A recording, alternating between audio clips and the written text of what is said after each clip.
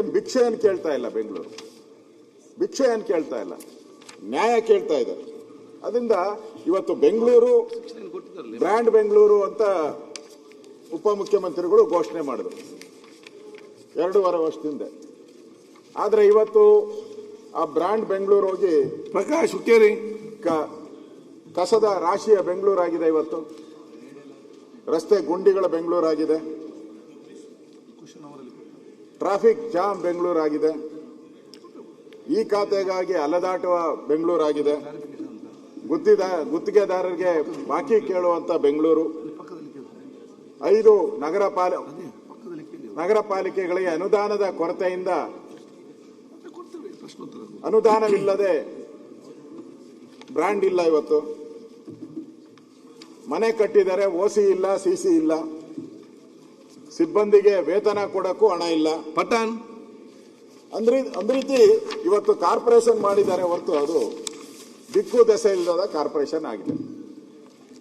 ಸುರೇಶ್, ಇವತ್ತು ಗುಂಡಿಗಳು ಬಿದ್ದಿರುವಂತದ್ದು ಇವತ್ತು ಜಗತ್ತೇ ನೋಡಿದೆ. ನಮ್ಮನ್ನು ಇಡೀ ದೇಶದಲ್ಲಿರುವಂತ ಜನನು ಕೂಡ ಇವತ್ತು ಕಾಮೆಂಟ್ ಮಾಡಿದ್ದಾರೆ ಬೆಂಗಳೂರಿನ ರಸ್ತೆಗಳ ಗುಂಡಿಗಳ ಬಗ್ಗೆ.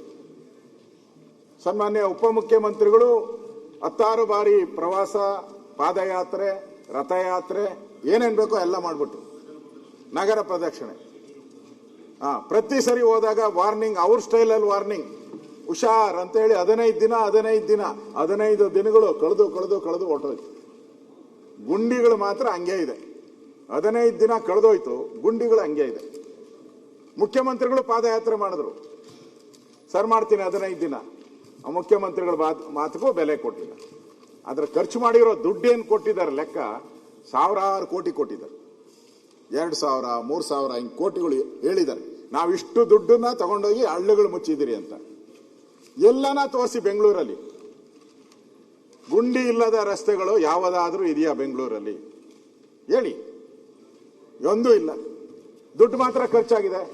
ಯಾರ ಜೋಬ್ಗೋಯ್ತು? ಸುರೇಶ್, ಇವತ್ತು ಜೀವ ಕಳ್ಕೊಂಡಿರೋರು ಸುಮಾರು 12ರಿಂದ 13 ಜನ ವಿದ್ಯಾರ್ಥಿಗಳಿರ್ಬೋದು, ಮಹಿಳೆಯರು, ವಿಶೇಷವಾಗಿ ಮಹಿಳೆಯರು ಸ್ಕೂಟ್ರಲ್ಲಿ ತನುಶ್ರೀ ಹೋಗ್ತಾ ಇದ್ದು ಸಾವಾಗಿದೆ. ಅಮುಲಾ ಅಂತ ಬಸ್ ಹರಿದು ಹಳ್ಳ ಇತ್ತು, ಬಸ್ ನಿಲ್ಸಿದ್ಕೋಸ್ಕರ ಬಸ್ ಗುದ್ಕೊಂಡೋಗಿದೆ. ಇವತ್ತು ಈ ಎಲ್ಲ ಅನಾಹುತಗಳು ಕೂಡ ಆಗ್ತಾ ಇದ್ರು ಕೂಡ ಇವತ್ತು ಗಡುವು ಗಡುವು ಗಡುವು ಗಡುವು ಅಂತ ಹೇಳಿ ಬಿಟ್ರೆ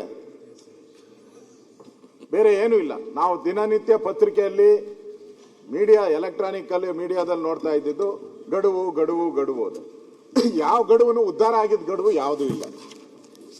ಅದರಿಂದ ಇವತ್ತು ಇದ್ರ ಬಗ್ಗೆ ನಾನು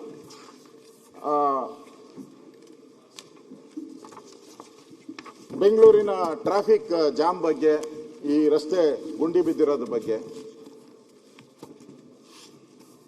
ನಾವು ಹೇಳಿದ್ರೆ ಅದು ಸರ್ಕಾರಕ್ಕೆ ಏನಪ್ಪ ನೀವಿದ್ದಾಗ ಏನ್ ಮಾಡ್ತೀರಾ ನೀವು, ಇದೆಲ್ಲ ಪ್ರಶ್ನೆಗಳು ಹೇಳ್ತಾರೆ. ನಮ್ಮ ಪಕ್ಕದ